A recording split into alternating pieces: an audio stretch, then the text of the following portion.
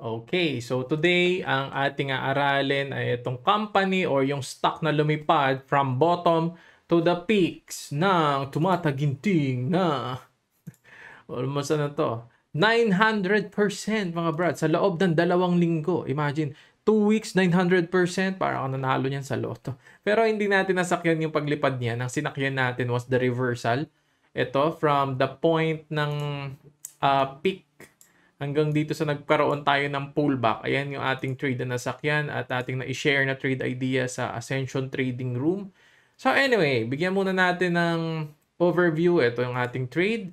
So meron tayong dalawang trade dyan. As you can see, ito yung ating challenge port. Ano yung challenge port natin? Sinumulan natin yan ng 4,800 US dollars. Dapat talaga 5,000 yun, pero namali ako ng withdraw. Kaya 4,800 na lang. So far, ito yung highest return na meron ako in terms of gross return. Yan, gross kasi hindi ko na-expound. May spoiler alert na yan. Sa mga sumusubaybay sa Buhay Trader Serya at sa Challenge Port na yan. At ito naman yung sa ating swing na portfolio. Nakita nyo, nakalong ako. Yung long na yan kasi was an option trade. So this is an option and this is a stock sa Trade Zero. So mamaya ito yung bibigyan natin ng daan. Pero yung trade idea nga ay i-share ko sa inyo yung live recording ng aming session sa Ascension. At sa mga nagtatanong, paano mag-join sa Ascension Trading Room, paano mag-join doon sa... kasi sa trading room ay live nga tayo nag-trade, nagbibigay ng idea, ng mga konsepto, nag-uusap tayo mga recap sa mga trades natin. Check nyo na lang doon sa website, nakalagay naman lahat ng yan. At anyways, balik tayo doon sa ating topic. Ano ba tong VinFast na ito? So, yung VinFast na yan, ay isang EV company or automotive na company na nagpo-produce din siya ng mga EV. So, Singapore-based siya, pero yung conglomerate niyan was in Vietnam. So, Vietnamese yung kaniyang founder. Ngayon, hindi sila pwede daw, no? Ang sabi ng managing partner nila, the current regulatory framework sa Vietnam is hindi pa fully equipped para mag-facilitate na kapag-direct list sila o makapag-IPO sila sa US. Pero bakit ganun? Paanong napunta itong VinFast ngayon? Kasi listed na siya ngayon sa US. Meron yung mga kumpanya na yan na way para mangyari to na hindi through IPO. Ang ginagawa nila was SPAC, SPAC. So, Special Purpose Acquisition Companies. May mga company na talagang sila yung nag-IPO tapos matutulog lang yung company na yon. Maghihintay sila ng mga company katulad ni VinFast na gusto mag-IPO na wala silang way na directly sila yung mag-IPO, so magkikipag-merge sila doon. So through that, itong SPAC na to ay listed na ngayon sa US itong si VinFast. So mame-measure na natin yung valuation niya at ano ba yung nangyari nung lumipad yan. Kasi nga, nag-900% to. Alam nyo ba? Third most valuable automaker siya dahil dun sa spike na yun. Imagine, Tesla is number 1, almost 800 billion. Toyota is next. Alam na natin worldwide na pinakamalaking sales na si Toyota. Tapos pangatlo, nandun yung VinFast. Sino ba tong VinFast na to? Naungusan niya pa or nalagpasan niya si Mercedes, si Volkswagen, si Ford, si General Motors. Imagine, General Motors, Ford, ay yung mga OG. Yan, mga real OGs yan sa US. Pero nalagpasan siya ni VinFast sa loob ng 2 linggo na kanyang paglipad. Fly high butterfly ang nangyari sa kanya. Yan. Simula bottom hanggang pinaka-peak nga natin dahil sa lipad lang na yon. Third most valuable automaker. So ako, tinignan ko yung mga datas na yan. Ano ba, kaya niya bang i-sustain talaga yung yung presyo na yan? Above 80? Above magwa 100 pa ba? Actually, kung 100, pwede naman kung dahil sa hype. No? Pero dahil kakalis nito, ang minsan kasing tumutulong sa mga paglipad na yan, ang tinatawag natin na short squeeze. Kung may mga nakaposition for short, sila yung may squeeze, maiipit, mapu-force sila na mag-liquidate, na margin sila. So, lilipad pa yan. Pero walang naka-short halos dahil bago pa nga ito at napakamahal humiram ng locate nito. O kung mag-short ka, mahal siya. So, anyway, yun. At siguro, pasadahan muna natin na aming ginawang live session kung ano ba yung mga nakita ko pang idea kung bakit ko in-execute yung trade na ito. So, let's go. Ngayong maaga pa lang, meron na tayong i-drop na trade idea para masubaybayan yun na kasi it's moving fast. Itong VinFast. Ito. So, hindi siya nag-IPO. This is a SPAC merger. So, uso ito 2020-2021. Mga nag-SPAC lahat nagliparan. So, ginagaya niya yung same scenario na yun. So, this is an EV company from Vietnam.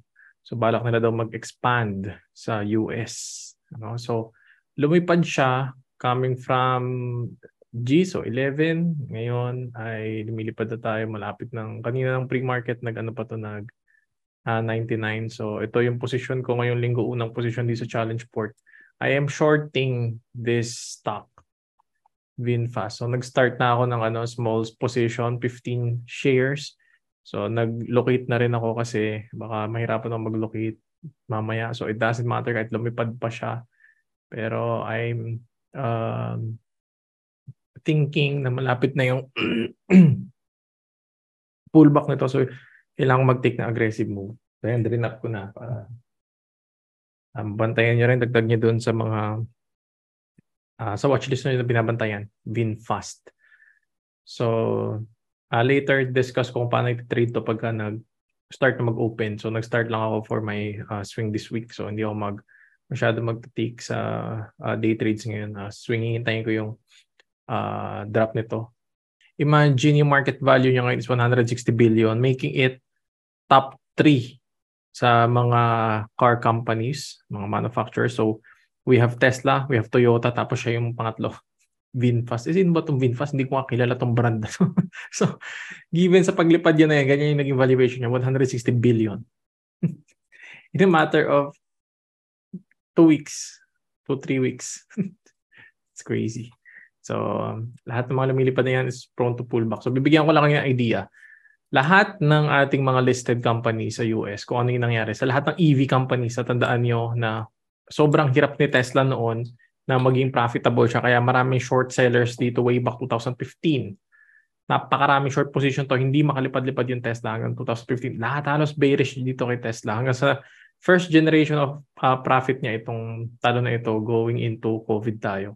So, una si Rivian. Ito yung mga startups na EV. Ano nangyari? Pop.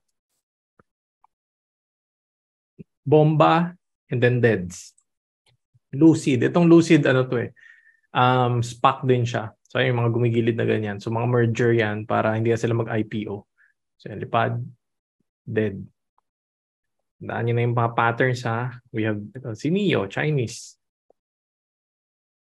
Yan. Mga lipad, pop. Tapos kasabay ni Tesla, lipad, pop. So, VinFast, VFS.